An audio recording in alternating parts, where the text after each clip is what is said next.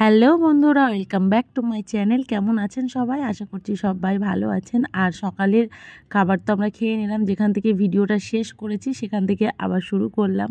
সকালে তো এর আগের পার্টেই বলেছি যে কি রান্না করেছিলাম, খিচুড়ি আর পটল ভাজা। আবারও একবার বলে দিলাম। তো খিচুড়ি আর পটল ভাজা খেয়ে তারপরে এদিকে আমি আবার রান্নাটাও চাপিয়ে দিয়েছি, পাটের শাকটা করলাম আর এদিকে আমি মাছের ঝোলটাও করে নিয়েছি। তারপরে বারান্দাটা গ্যাসটা ভালো করে মুছে নিলাম, বাসনপত্র মেজে নিয়েছি।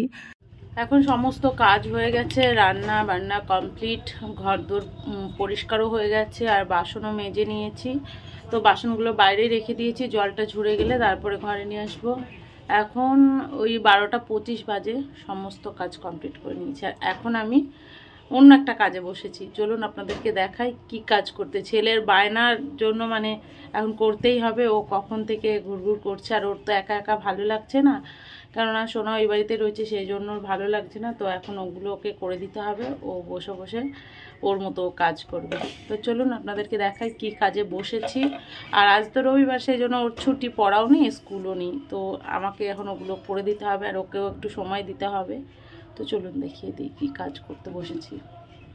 এই দেখুন কতগুলো রঙের কোটো ছিল, ওর পাপা নিয়ে এসে মানে রেখে দিয়েছিল এমনি গ্রিল রং করার জন্য। সেই সমস্ত কোটোগুলো বার করেছে খুঁজে খুঁজে, আর এই বোতলগুলো এনে আমায় দিয়েছে। মা এগুলো কেটে ডিআইওয়াই বানিয়ে দাও, এইগুলোর ভিতরে গাছ লাগাবো। মানে এত গাছের শখ হয়েছে ছেলের।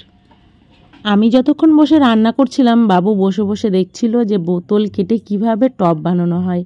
তো বারবার বলছে দেখে আবার বোতলগুলো পড়ে রয়েছে, সেই জন্য মা আর ছেলে মিলে আজকে এই সমস্ত কাজগুলো করলাম। আর পরীক্ষা তো ওর সমস্ত প্রায় হয়েই এসেছে, শুধু ওই হাতের কাজগুলোই বাকি রয়েছে, তো কালকে যাবে সেগুলো দিতে। আর সেই জন্য আমিও ভাবলাম এগুলো আমি তৈরি করলে ওর সামনে ও শিখবে আর আমারও বানানো হয়ে যাবে।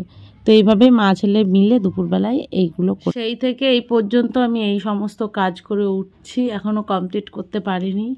তো এই দেখুন এটা কালার করেছি, কেটেছি বোতলগুলো।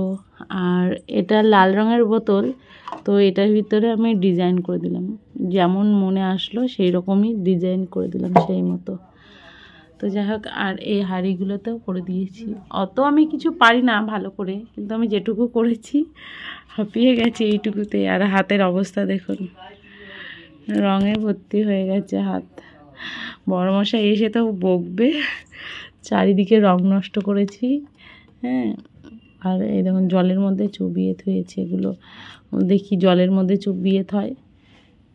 তো এই অবস্থা, কেমন হয়েছে আপনারা কিন্তু জানাবেন কমেন্ট করে। প্রায় 2:30 বেজে গেছে, এখনও খাওয়া হয়নি। আর আপনাদেরকে চলুন দেখিয়ে দিই কী রান্না হয়েছে। পাট শাক ভাজা আর আদা ছাড়া মাছের ঝোল হয়েছে। আজকে একদমই আদা ছিল না ঘরে, তো সব কিছুই দিয়েছি শুধু আদা বাদে। রসুন, পেঁয়াজ, লঙ্কা, জিরে গুঁড়ো, ধনে গুঁড়ো সমস্ত কিছু দিয়েছি, কিন্তু আদা দিইনি। তো খেতে খারাপ লাগেনি, ভালোই লেগেছে মাছের ঝোলটা।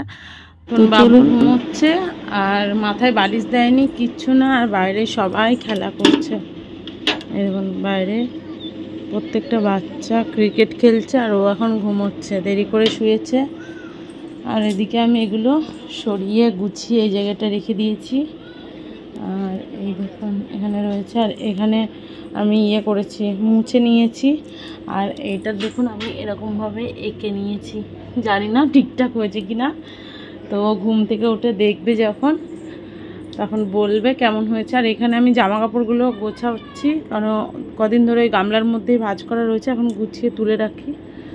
ঠাকুরের বাসনটাও আমি মেজে এনে রাখলাম, নইলে আর মাজা হবে না।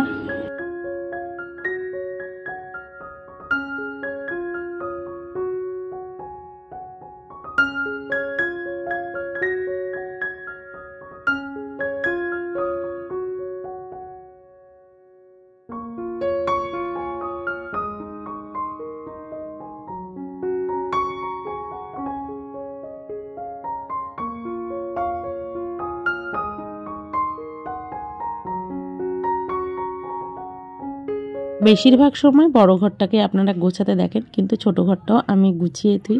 ছোট ঘরটা গোছাই বিকেলবেলায়, কেননা সকালের দিকে না ওরা এই ঘরে পড়তে বসে, আর পড়া হয়ে গেলেই স্কুলে নিয়ে যাওয়ার তাড়া থাকে, সেই জন্য ঠিকঠাকভাবে গোছানো হয় না এক একদিন। তো ওই যেদিন হয় না সেদিন বিকেলবেলাতে ভালো করে গুছিয়ে রেখে দিই।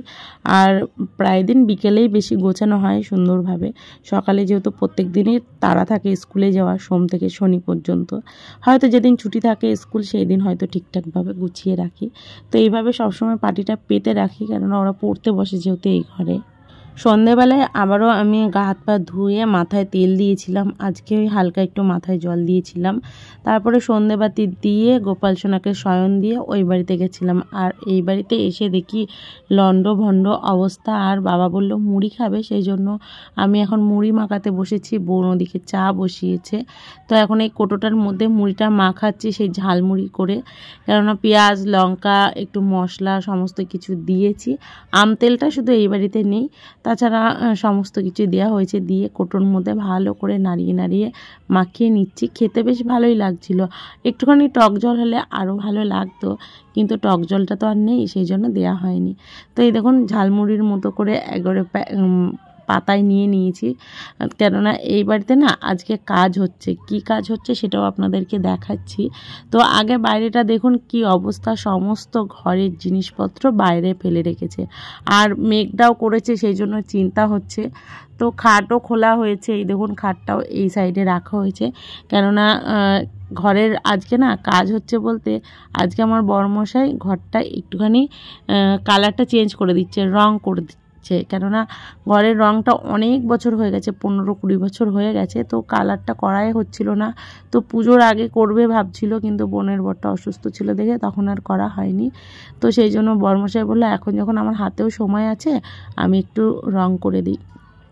তো সমস্ত কিছু নিয়ে আসা হয়েছে, আর এখন রংটা করেও দিচ্ছে। তো সেই জন্য বরমশাই কি কালার করবে সেটা আমি দেখছিলাম, আর এখানে বসে বসে আমি অনেক কিছু গল্প করছিলাম সবাই মিলে ফাঁকা ঘরের মধ্যে, বেশ ভালো লাগছিল। আর বাইরেও মেঘ পেক করেছে, সেই জন্য একটু টেনশনও করছিলাম, কিন্তু একদিনে তো হবে না, ওই ঘরের মধ্যে তুলে রাখতে হবে, তারপরে আবার সকালে বার করে দিতে হবে। পরের দিন বিকেলবেলায় এসে আবারও বরমশাই রং করে দেবে। সকালে যেহেতু বরমশাইয়ের সময় নেই, বিকেল ছাড়া হবে না। বরমশাইয়ের সকালে অন্য জায়গায় কাজ ধরা রয়েছে, তো বিকেল 4টের সময় এসে বাড়িতে খাওয়া দাওয়া করে এই বাড়ি এসে এই সমস্ত রঙগুলো কমপ্লিট করে দেবে। আর আজকের মতো এইটুকু ভিডিও, দেখা হচ্ছে পরের ভিডিও। সবাই ভালো থাকবেন, সুস্থ থাকবেন, আর ভিডিওটা কেমন লাগলো অবশ্যই কমেন্ট করে লাইক করে জানাবেন। টাটা।